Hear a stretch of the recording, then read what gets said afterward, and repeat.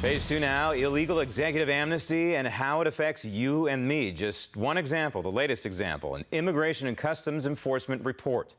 Tens of thousands of foreign criminals were released in the U.S. last year alone. These are illegal alien criminals set free into our neighborhoods. Immigration deputies cut loose more than 30,000 illegal aliens who are also convicted criminals. What's more, of the 12 million illegal aliens living in the United States, fewer than 1% were sent home by the Obama administration. So, what does that tell us? Answer: if you are an illegal alien, criminal or not, the odds are Team Obama will not deport you. Now, this is yet another reason why some in Congress, like Alabama Senator Jeff Sessions, say immigration enforcement has been destroyed by President Obama. The people have been clear on this issue. For decades, they have pleaded, demanded really, that this Congress create an immigration system that's lawful, that we end the lawlessness, that it be principled, that it serve the national interest, that it serves their interest and not the special interest. But Congress and political leaders have just refused to do so. But if you're a progressive Democrat, all that doesn't matter. What matters to these radicals is blanket legalization, future Democrat voters, and destroying the once very stable American way of life. So this obsession, I think, with Republicans that we need to, I don't know, dig a moat and throw alligators on the southern border. Again, I just think that that's rhetoric that really misses the mark about let's get our hands around a complex problem, admittedly. The ends justify the means there. These Democrats in Congress are simply running interference for a lawless president. But the joke is on us. Executive amnesty for millions of illegals is going to harm our way of life, possibly permanently. So what can we do about it? Joining me now, Chairman of the Board of Directors at the Center for Immigration Studies, Peter Nunez. Peter, let's back up a little bit. And those criminal illegals that were released by the Obama administration, this is nothing new. The Obama administration has been doing this for as long as I can remember, and the results in our society have been catastrophic and fatal. Well, you know, if you go all the way back to 1882, when Congress passed the limitations on immigration, the people we did not want here were criminal aliens. And so every administration up till Obama has honored that edict, that philosophy. And not only do we not allow criminals to enter the country, but now we let them stay even when we know that they've committed crimes after they came here. I mean, this is the most outrageous distortion of our immigration policy in our history. This year alone, I can think of the case in Sacramento where the illegal immigrant gunned down two law officers. There was a case of a little girl in Texas being molested by an illegal immigrant. And there was another police officer in Phoenix who was hit head-on by a drunk illegal immigrant. And Americans are truly dying at the hands of illegal immigrants. I'm not picking on them per se. It's a fact, and it's a needless death. Well, furthermore, why are we giving preferential treatment to people who we have allowed to come here in the first place, or who came in illegally, who commit additional crimes? Why are we giving them favored treatment over people who came here the legal way and who have led law-abiding lives? It makes no sense to curry favor with criminals, people who commit additional crimes after they've entered the country illegally. Okay, let's look at the economic costs of executive amnesty. We'll look at the constitutional costs in a minute, but first the economic costs. If this is allowed to stand, simply put, these unskilled, uneducated people are going to take jobs away from Americans, and there's a multitude of reasons why.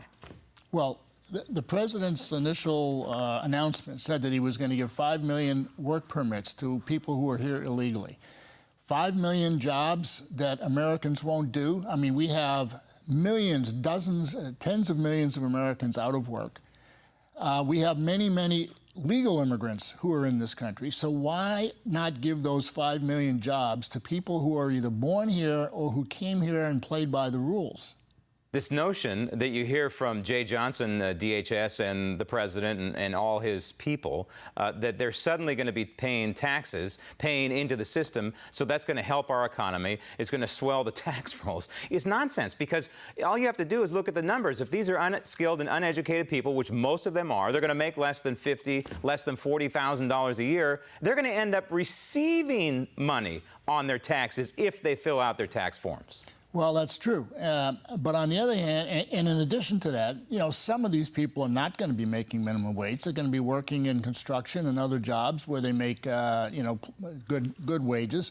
And I go back to what I said earlier. Why do we not want Americans and legal immigrants to have those jobs? They would pay the same taxes as an illegal alien without the costs associated with the illegal alien themselves. Okay, now the Democrats on Congress are clearly running interference for Obama. They're covering for him. I'm talking about the folks in Congress who took an oath of office to uphold the United States Constitution. One of them is a California Congressman, Juan Vargas. Just the day before Obama executed his executive order, he said this. Roll tape. I'm so happy that my colleague said the entity or the person that's going to be really happy is God. And I believe that that is in fact the case. I think that there's going to be joy in heaven. You know, it's kind of ironic when you think about it, Peter, that the Bible and God was one of the basis for the United States Constitution and the liberties that we have. So do you think that Juan Vargas would also say that God is happy that our Constitution, our liberties, our rights are being trampled upon by this president?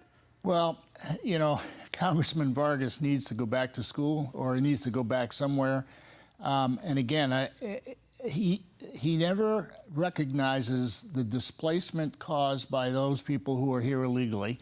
He gives them more credit and more sympathy than people who are here, that were born here, that want jobs, that need jobs. What about, isn't God looking out for them as well? Congresswoman Sanchez, we heard from her just a few minutes ago. She says that some of us in this country have an obsession with the border and trying to secure it. Well, without a secure border, we don't have a secure country. So isn't that what needs to happen here first, Peter? We need to secure our border and then talk about what to do with the millions. And some estimates, by the way, put the number of illegals in this country at 20, 30 million, not 8 or 9 million. So don't we need to have that conversation first, secure the border, and then figure out what to deal with the people? Well, we certainly need to secure the border, but at the same time, we need to secure the workplace, because the workplace is why people come here illegally. So as long as someone can come across that border illegally and get a job and work illegally, illegal immigration will continue. So we have to focus on both border enforcement and workplace enforcement. And when you talk about that, there's this thing called E-Verify, which is a very simple way to verify if people are in the country. And it's funny, you didn't hear anything about E-Verify coming out of the lips of the president on his executive amnesty. That's correct. I mean, that's, you know, the E-Verify was first proposed as a pilot program in 1996. It's been a voluntary program since then. There are a few classes of people, government contractors, for example, who are required to use E-Verify. But if the president was serious about stopping future illegal immigration is the problem. He would sign the executive order to require mandatory E-Verify for all employers and employees immediately. And it's simple, and it works. It works. But they won't do it. All right, Peter, thanks.